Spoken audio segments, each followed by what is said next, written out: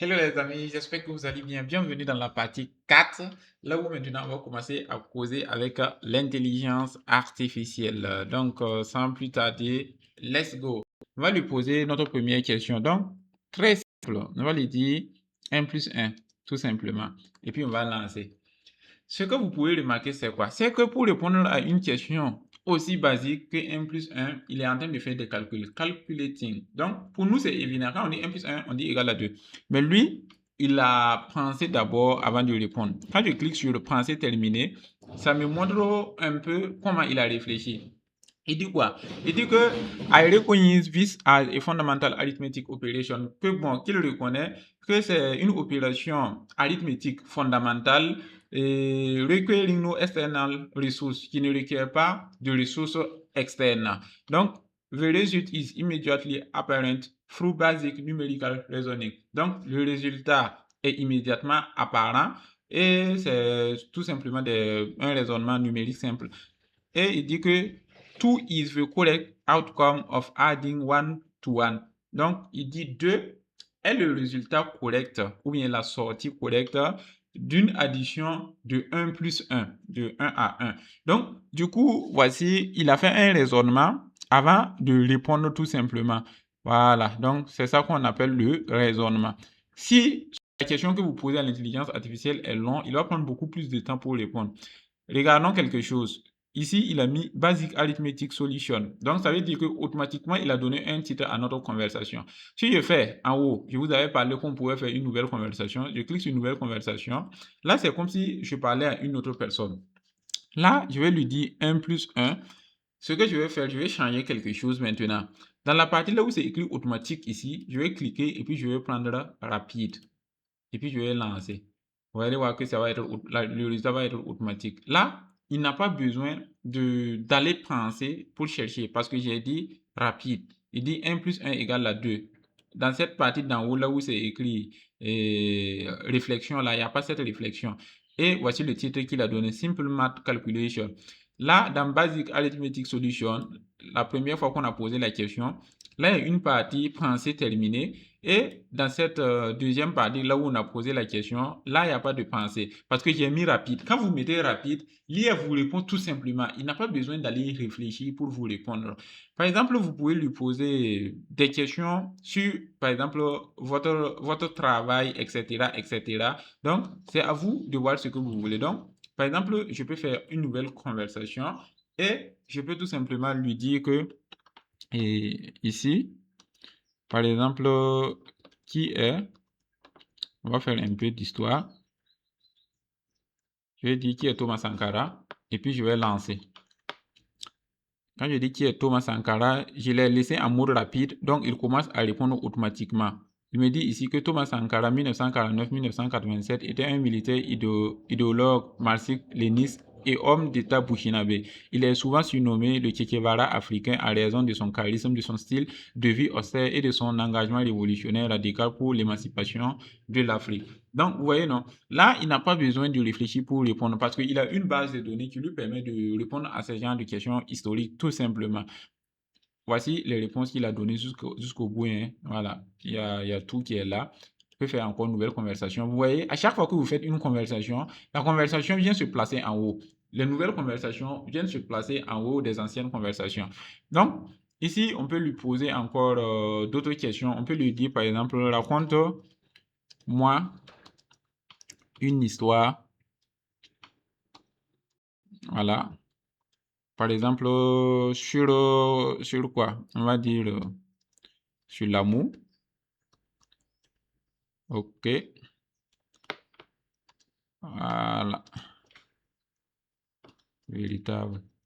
Donc, je dis, raconte-moi une histoire sur l'amour véritable. Je peux activer, par exemple, le mode réflexion. Si j'active le mode réflexion, là, il va prendre le temps de réfléchir. Vous voyez que c'est écrit ici, en train de réfléchir. L'intelligence artificielle va prendre son temps de réfléchir encore. Il dit, je m'efforce de tisser des liens entre quoi. Si on voit que la réflexion, ça dure, on peut cliquer sur passer. là, il va juste s'arrêter. Là où il avait commencé à raisonner, là où il s'est arrêté, il va s'arrêter là-bas pour vous donner la réponse tout simplement.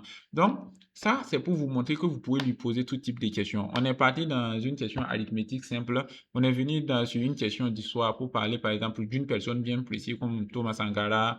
Voilà, comme, je ne sais pas qui vous voulez. Vous pouvez lui poser une question sur quelqu'un, sur un homme d'affaires ou bien quoi, il va te répondre. Et au-delà de cela, on peut lui demander de nous raconter des histoires, de nous créer des histoires. Là, on dit, raconte-moi une histoire sur l'amour véritable. Il dit, il était une fois dans un village niché entre la mer et les collines d'Olivier, un jeune sculpteur nommé Elias. Il parlait peu, mais ses mères racontaient des histoires dans le bois. Un jour d'automne, il rencontra Léa, une institutrice aux yeux clairs qui venait d'arriver pour enseigner aux enfants du village. Donc, vous voyez que c'est une histoire hollywoodienne, là où vous, les histoires d'amour à l'eau de rose que vous voyez souvent, une institutrice qui quitte la ville pour aller en campagne, il part trouver que c'était un fils de riche qui était un guerrier, après il est revenu pour prendre les biens de son père pour gérer. Donc, il y a un peu toutes ces histoires-là. Vous voyez que vous pouvez devenir producteur avec ça, si vous voulez faire des films, tout ça, ou bien devenir scénariste. Donc, vous pouvez faire ce genre de choses-là. Bon, je ne vais pas m'asseoir lire ces histoires, hein. C'est juste pour que vous compreniez un peu, pour que vous compreniez. Donc, je peux encore lancer une nouvelle conversation et je peux lui poser d'autres questions. Par exemple, concernant les yeux tués. Par exemple, moi, je suis ingénieur en réseau et télécommunications, donc la physique, c'est quelque chose qui me parle parce que chez nous, c'est plus basé sur la physique, les communications que vous faites, les ondes, tout ce que les ondes radio, tout ce que vous voyez, tous les signaux, quoi, c'est basé sur la physique. Donc, du coup, on peut par exemple aller encore plus loin et puis je vais dire, parle-moi de la physique quantique. Voilà. Je dis, parle-moi de la physique quantique. Je peux enlever la réflexion pour que ça aille plus vite. Et puis, je fais rapide et puis je lance tout simplement. Donc, là, il va commencer directement. Il dit que la physique quantique est l'une des théories les plus fascinantes et les plus contre-intuitives de l'histoire des sciences. Elle décrit le comportement de la matière et de l'énergie à l'échelle microscopique, les atomes, les électrons, les photons, etc. Là où les lois de la physique classique comme celles de Newton ne s'appliquent pas. Voilà, donc les lois de Newton, la gravité, quoi, là, ça ne s'applique pas au niveau de la physique quantique. Donc, voici une introduction structurée pour comprendre ces concepts clés, son histoire et ses explications. Le concept fondamental, c'est la quantification. Le mot quantique vient du latin quantium qui signifie combien. En physique classique, on pensait que l'énergie était continue, comme un flux d'eau sans arrêt, quoi. Donc, au début, au XXe siècle, Max Planck a découvert que l'énergie n'est émise ou absorbée que par paquets discrets appelés les quanta. Donc, c'est sur ça maintenant qu'il va se baser maintenant pour développer ce concept de quantification. Donc, du coup, voici un peu ce qu'il peut faire. Il peut faire des trucs variés, allant des questions aussi simples pour un enfant de CP1 comme 1 plus 1, jusqu'à quelqu'un qui étudie à l'université, qui fait un doctorat, comme des questions sur la physique quantique, en passant par des questionnements sur une personnalité ou en racontant des histoires sur quelque chose. Donc, c'est pour vous montrer, j'ai pris ces exemples-là pour vous montrer des étapes, des domaines dans lesquels l'IM peut réellement avancer, là où il peut aller, il peut quitter de votre carcan, il peut quitter de ce que vous pensez être possible pour aller encore plus loin. La seule limitation actuellement, c'est votre imagination. Plus vous avez d'imagination, plus vous allez donner ce qu'on appelle les questions qu'on pose à l'intelligence artificielle, on appelle ça des prompts. Donc, plus vous avez d'imagination, plus vous avez donné encore des prompts qui sont encore plus intéressants. Par exemple, ici, je lui ai dit de m'expliquer la physique quantique. Je peux lui dire, et résume ou bien simplifie dans la même conversation, hein, simplifie pour qu'un enfant de 5 ans puisse comprendre. Voilà, donc je vais expliquer la physique quantique à un enfant de 5 ans, tout simplement. Donc, j'ai dit de simplifier pour qu'un enfant de 5 ans puisse comprendre. Il dit, imagine que le monde est comme un grand jeu de Lego. Donc, les tout petits morceaux, tout ce qui t'entoure, donc ça veut dire ton jouet, ta pomme, toi-même, est fait de choses minuscules, si petites qu'on ne peut pas les voir, même avec des lunettes super puissantes. On appelle ça des atomes.